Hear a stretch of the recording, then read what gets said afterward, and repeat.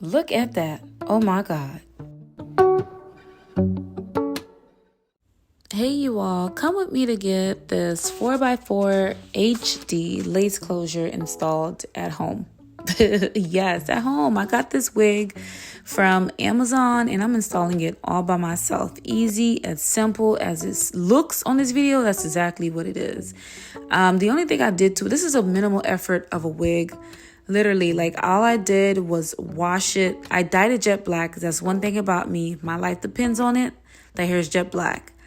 And installed it, sewing it in straight from the wig to my scalp. That was it.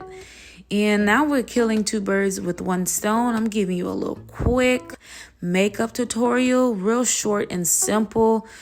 The people that don't know how to do their makeup, I don't know how you don't know how to do your makeup. It's just really you don't really need much. Like, it's really about your skin underneath. Like, if you can just take care of your skin underneath all that makeup, you would not have any problems applying anything on your face and it looking good and flawless as it does here.